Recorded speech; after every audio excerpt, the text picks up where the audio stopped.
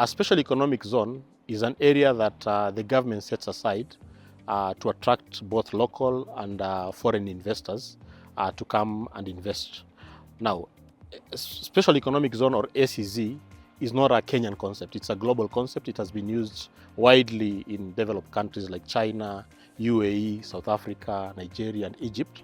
And basically, the government extends certain incentives to investors that come into the SEZ space to be able to catalyze the investments and to be able to grow faster and be able to create an ecosystem that attracts FDI and the local investors.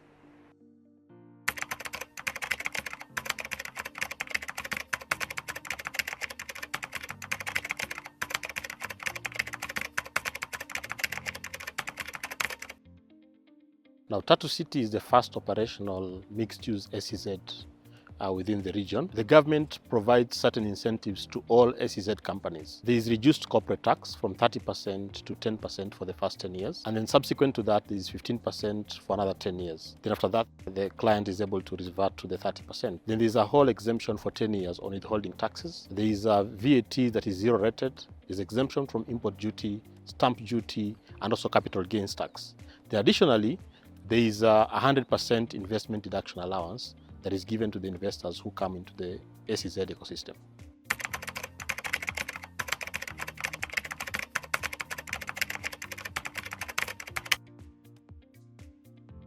The one-stop shop at Tatu City provides an aftercare program where we support all the clients that have been able to onboard in our industrial park and also in our business service park.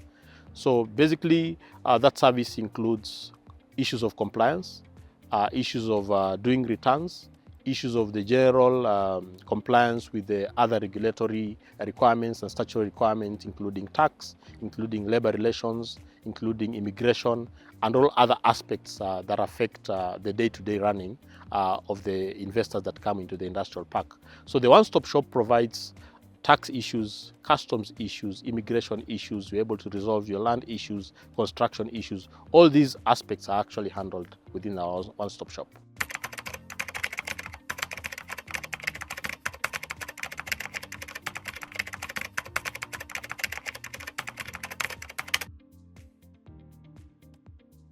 One of the expectations by government is that the SEZ developers will be able to deliver world-class infrastructure where FDI and local investors can be able to plug in.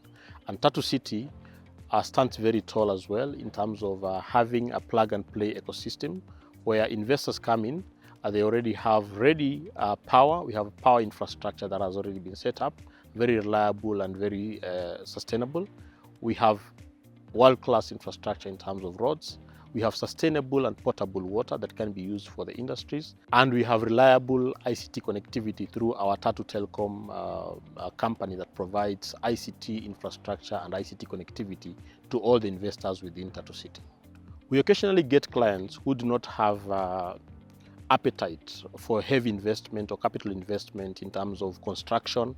You're talking about SMEs and also global players who just want to get in and set up their business. So in Tatu City, we have ready-to-lease facilities where clients can come in, just lease a facility. A small company, an SME, a startup can lease a facility and be able to start the business immediately without having to take time to put up infrastructure in terms of the facility. So we give that opportunity to such clients to be able to start up where they're able to lease a facility and then probably transition to their own facility by purchasing land and building up their own facility.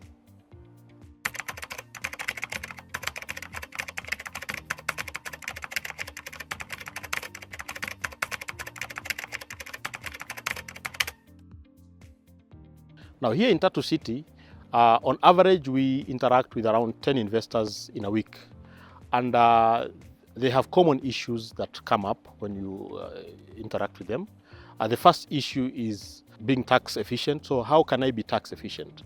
Now, tax efficiency is not about not paying tax or having tax breaks, but it's about how can I be able to honor my tax obligation without affecting my cash flows, my day-to-day operations.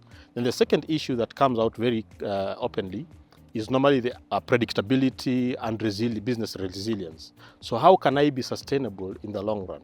How can I cushion myself against global shocks, political, legal issues, taxation, technology? How can I take advantage of emerging business dynamics, new markets, the African Continental Free Trade Agreement, COMESA, the AGOA?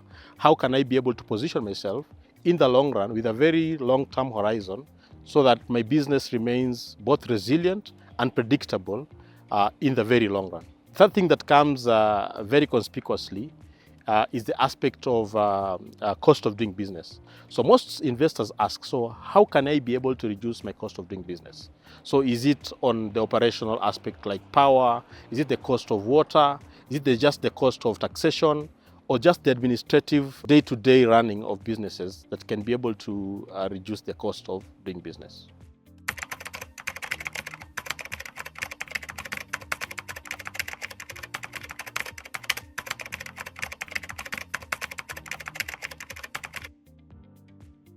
SEZ has been in Kenya for the last 10 years. And over the last 10 years, there have been quite a number of learning points, and the learning curve has been very steep. The government has been able to streamline the onboarding process, making it easier to facilitate investors who want to come into the SEZ space.